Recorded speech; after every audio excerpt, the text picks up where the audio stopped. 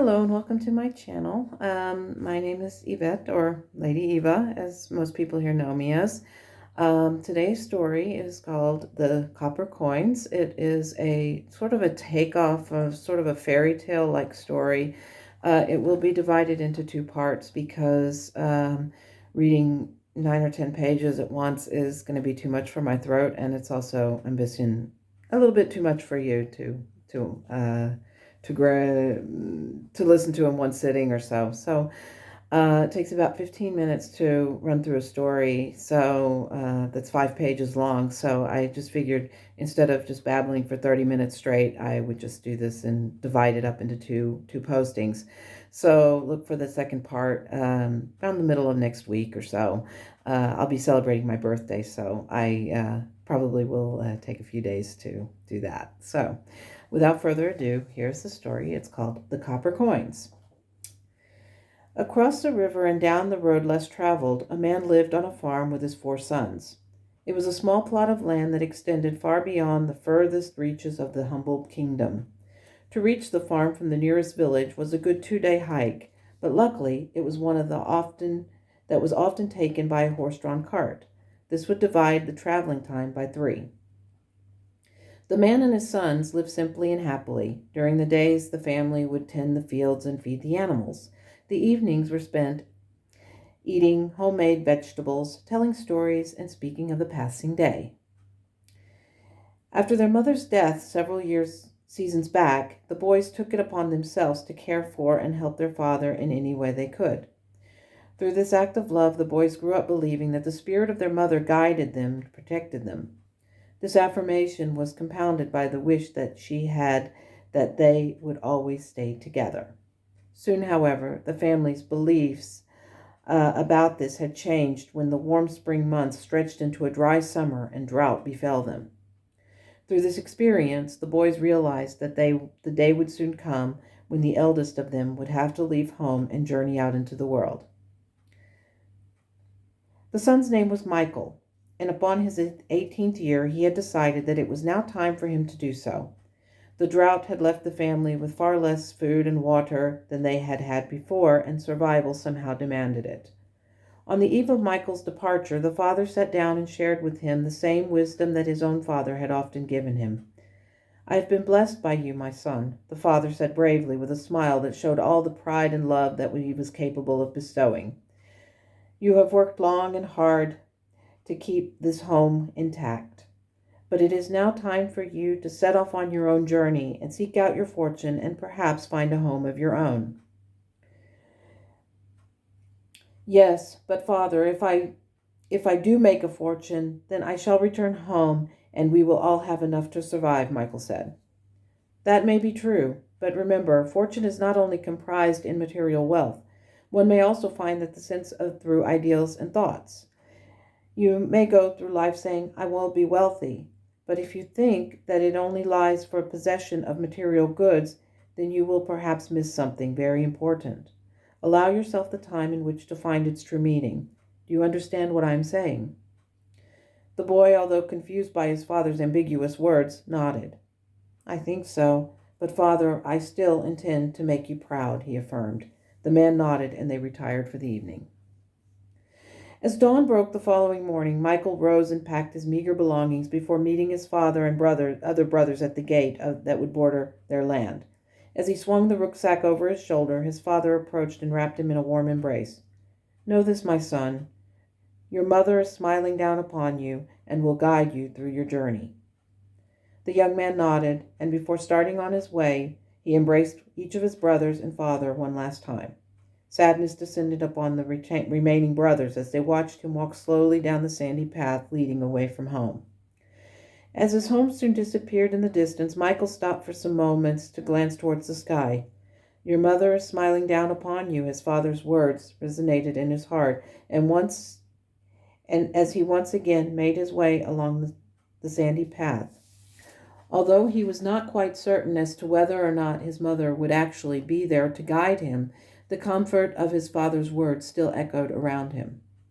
It would take 2 days for him to reach the village, and upon his arrival he was not at all certain as to where he would go from there.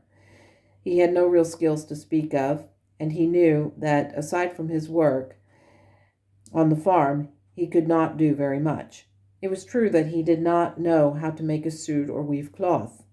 If he could somehow learn the trade, then he could have enough money in order to survive. As he walked, his steps were slow and deliberate, while his thoughts continued to drift. He pondered the questions as to whether or not someone would make him an apprentice and teach him their trade. As an uncanny feeling of confidence suddenly enveloped him, he picked up his pace and found that within an hour he had made rather good timing. After some time had passed and further down the road, he spotted an upturned carriage that had fallen into a deep ditch. The right wheels were submerged, and the left ones were raised high up off the ground and hovered over the narrow road. Coming closer, he could see that a frightened young woman was seated inside and staring out from between the curtains that arched along either side of the window.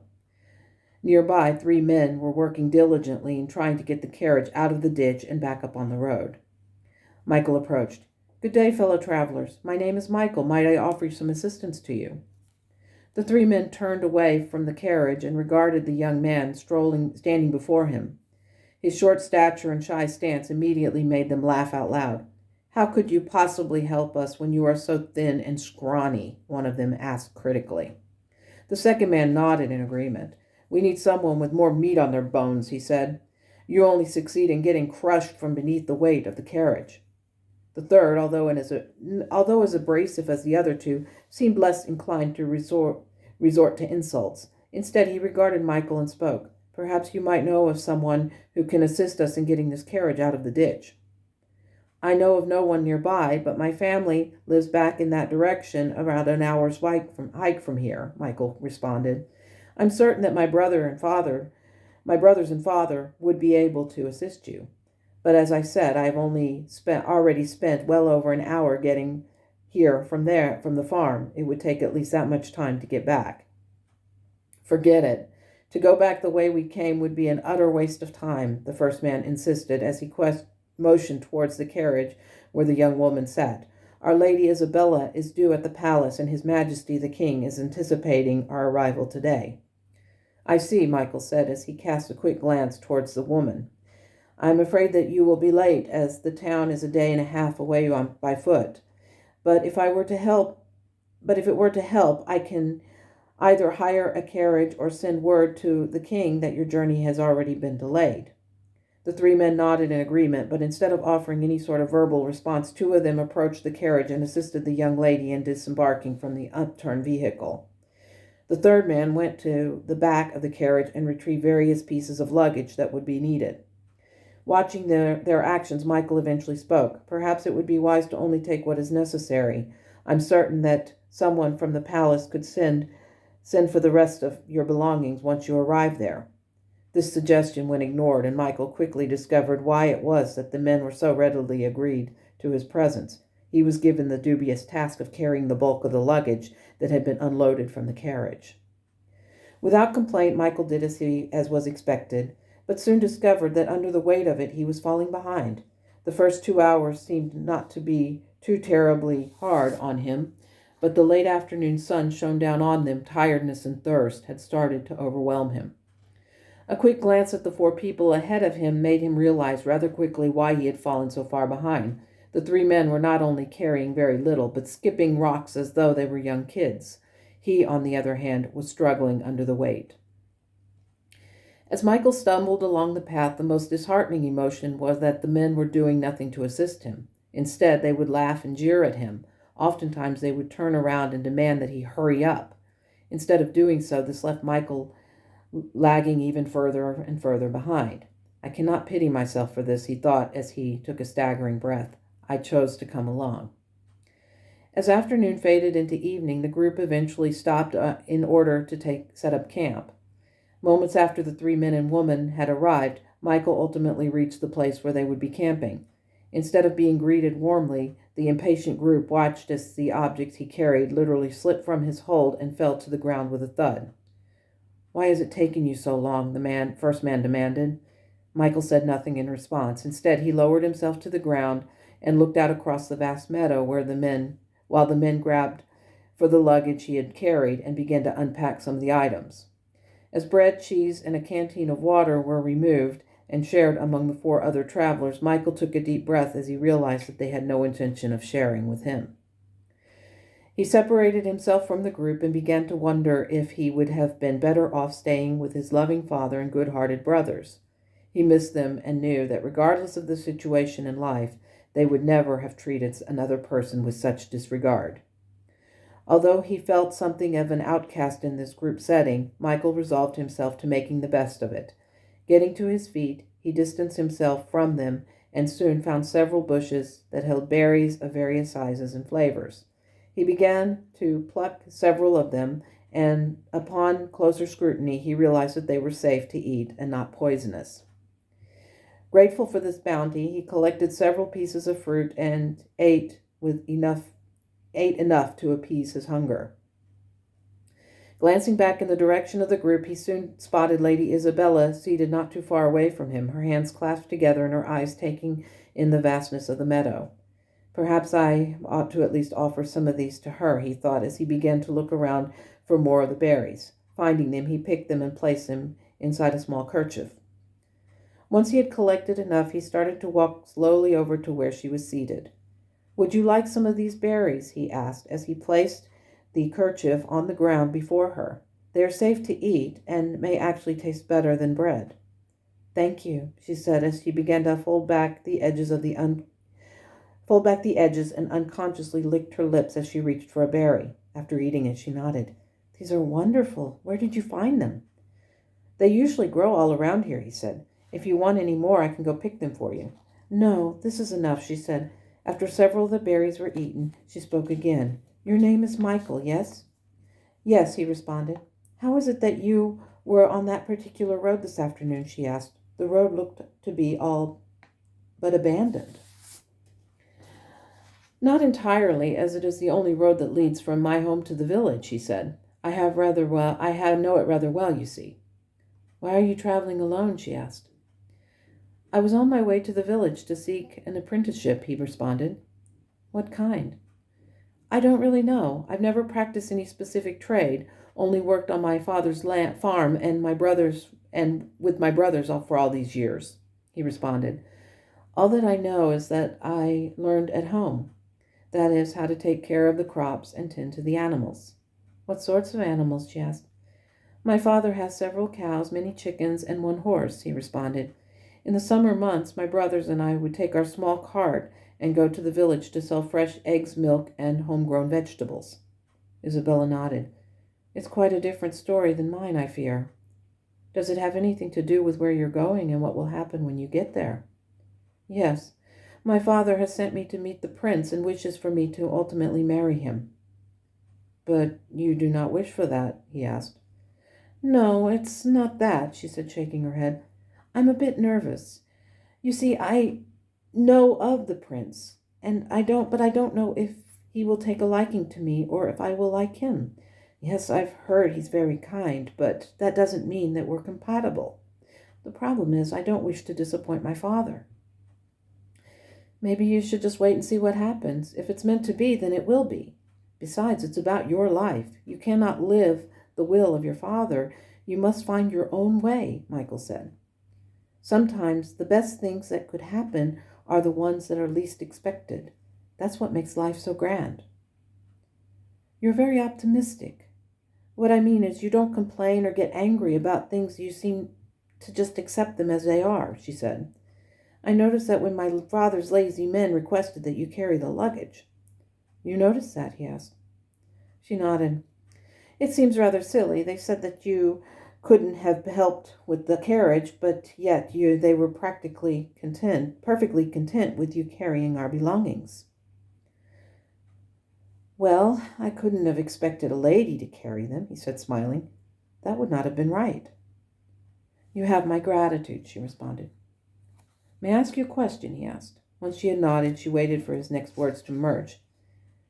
"What exactly happened that left you and your entourage in a ditch?" "I don't know," she said honestly. "I was asleep when the carriage veered off the road, and once that happened, I was jarred awake. I opened my eyes to see that the horses had somehow broken free and were running away.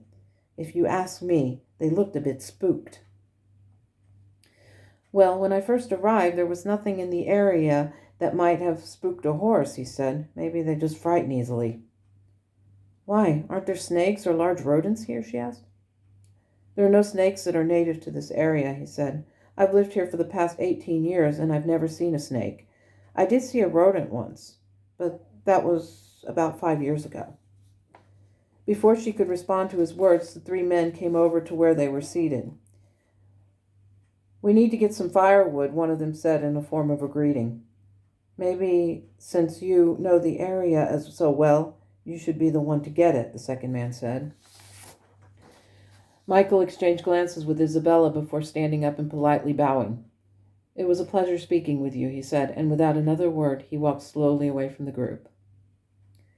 Some distance from where the group were camping, Michael began to collect needed firewood. I would give anything to be back at home right now, he muttered under his breath as he lowered his head. As a simple statement drifted into the heavens, the wind suddenly began to blow and leaves began to rustle. Not certain as to what was happening, Michael continued to collect the firewood until a strange hum filled his ears and caused him to raise his head. What he saw made his pieces of wood fall from his arms and land on the ground. Standing before him was a woman who looked as though she had been conjured solely by magic. She was dressed in a long flowing white gown and was hanging down elegantly and brushing against the ground. Around her neck she wore a heart-shaped pendant, and bright white light emanated from all around her. Her soft strands of dark blonde-colored hair wafted down around in the breeze, and Michael found himself momentarily staring. He wondered if the light that she gave off could summon the four people back to the camp. Instead of raising that particular question, he took a deep breath and spoke, his voice laced in awe. Mother, is that you? The woman nodded and smiled. I've been watching over you for many a year, my son. I am so proud of the man you have become. I have a message for you that I have been sent to share. If you trust and live your life in a loving manner, then a wonderful reward shall be returned to you. As these words washed over him, he smiled slightly, but glanced back in the direction of which he had come, his gaze indicative of with whom he was traveling. Seeing this, she continued speaking, her words laced in very same wisdom he had often heard emerging from his father. No deed lacks a reward, Michael. Perhaps you may not understand that now, but in time you will. With that, she vanished, leaving Michael alone. With her gone, the wind ceased to blow, and the area around him was suddenly consumed in darkened silence. He quickly retrieved the wood that he had dropped, returned to the camp, and wordlessly began to build a small fire.